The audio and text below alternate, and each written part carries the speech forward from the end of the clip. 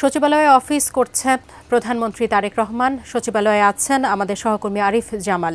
বিস্তারিত জানতে সরাসরি যুক্ত হচ্ছি তার সঙ্গে। আরিফ জামাল, আপনি তো আছেন সচিবালয়ে। প্রধানমন্ত্রী তারেক রহমান সচিবালয়ে অফিস করছেন, এই বিষয়টি নিয়ে আপনি আমাদেরকে কি জানাবেন? গতকাল প্রথম অফিস অর্থাৎ কার্যদিবস গেছে সচিবালয়ে। প্রধানমন্ত্রী তারেক রহমান সহ মন্ত্রিসভার অন্যান্য সদস্যরা সচিবালয়ে গতকাল প্রথম অফিস করেছেন। তো আজকে গতকাল আমরা দেখেছি সাভার স্মৃতিসৌধ এবং জিয়াউর রহমান এবং খালেদা জিয়ার মাজার জিয়ারত শেষে আসলে সচিবালয়ে আসতে আসতে প্রধানমন্ত্রী এবং অন্যান্য মন্ত্রিসভার সদস্যদের দুপুর হয়ে গিয়েছিল। কিন্তু আজকে আমরা যেটা দেখলাম যে খুব একেবারে অফিস আওয়ারের শুরুর দিকেই প্রধানমন্ত্রী তারেক রহমান সচিবালয়ে চলে আসেন এবং আপনি নিশ্চয়ই দেখতে পাচ্ছেন যে প্রধানমন্ত্রী সচিবালয়ের যে ১ নম্বর ভবনটি রয়েছে, ১ নম্বর ভবনটিতে প্রধানমন্ত্রীর কার্যালয় অবস্থিত এবং সেখানে তিনি অবস্থান করছেন।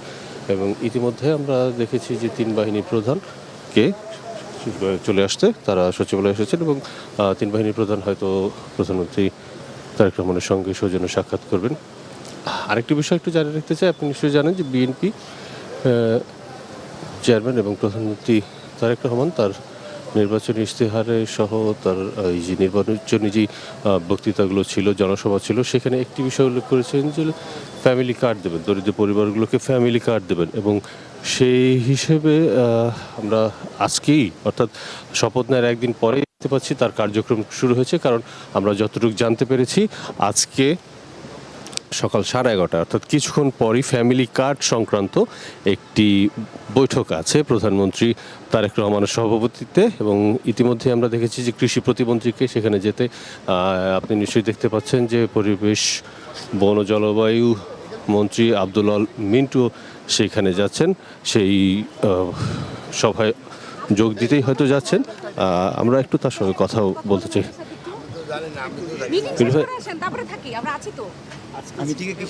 ফ্যামিলি কার্ড আগে যাই সাজিয়া, সেটা হচ্ছে যে সবাই যাচ্ছে না, সবাই অনেকে আমরা এর আগেও দেখেছি মন্ত্রিসভার অন্যান্য আরও কয়েকজন সদস্যকে সচিবালয় তারেক রহমানের সঙ্গে, অর্থাৎ তারেক রহমানের ১ নম্বর ভবনে রয়েছে সেই ভবনে আমরা জাহিদ হোসেনকে দেখতে পাই। জাহিদ ভাই, আসসালামু আলাইকুম। আজকে বিশেষ কোনো মিটিং আছে আপনাদের? ইনশাআল্লাহ। কি মিটিং আছে একটু বলা যাবে? এটা আন্তঃ মন্ত্রণালয়ের মিটিং আছে, আমরা মিটিং শেষ করে আসি। আচ্ছা,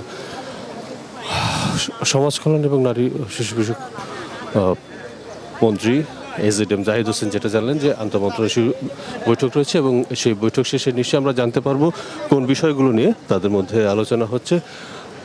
এর বাইরে আসলে যেহেতু কালকেই মন্ত্রিসভার প্রথম কার্যক্রম শুরু করেছে, আজকে দ্বিতীয় দিন আন্তঃমন্ত্রণালয় সভা হবে। মন্ত্রণালয়ের গুলোকে আসলে প্রধানমন্ত্রী এবং মন্ত্রিসভার অন্যান্য সদস্যরা তাদের কর্মপরিকল্পনা জানাবেন, বিএনপি কী করতে চায়, কীভাবে এগিয়ে নিতে চায় সরকারকে, সেই বিষয়গুলো জানাবেন।